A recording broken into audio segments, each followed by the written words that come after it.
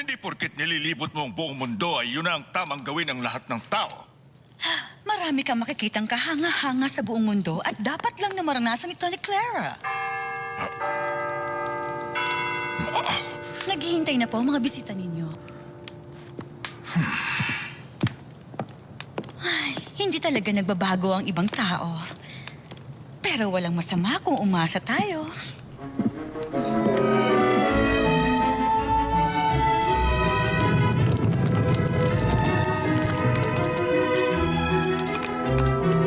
Tapos nagbaw siya at niyaya akong sumayaw.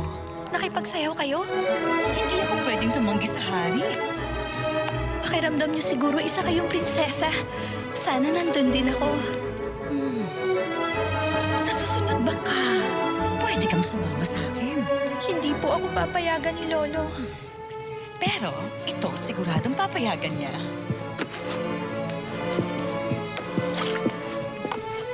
Tommy? At para sa'yo, Clara. Wow! Grenadier Guard at Bengal Lancer! Thank you po! Isang nutcracker.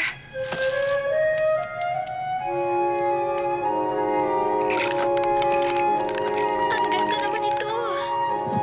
Thank you, Aunt Elizabeth. Ang pangit kaya niya.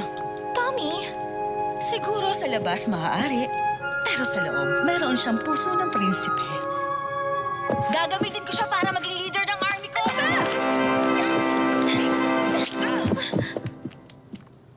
Huh? Sorry.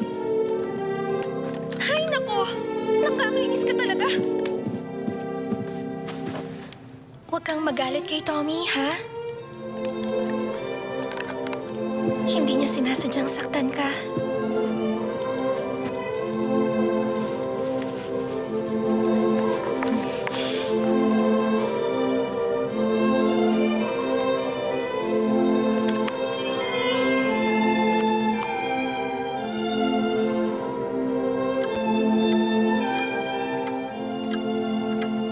Gisingin na natin siya. At istorbohin ang panaginip niya? Huwag na po. Hayaan natin siya matulog. Hindi na po bata si Clara. Tama lang na sundin niya ang mga pangarap niya. Kailangan niyang matutong maging responsable at praktikal. Responsable po si Clara. Napalaki niya siya ng maayos, Uncle. Oras na para pagkatiwalaan niya siya na gumawa ng sarili niyang desisyon. Gabi na. Bukas na tayo mag-usap.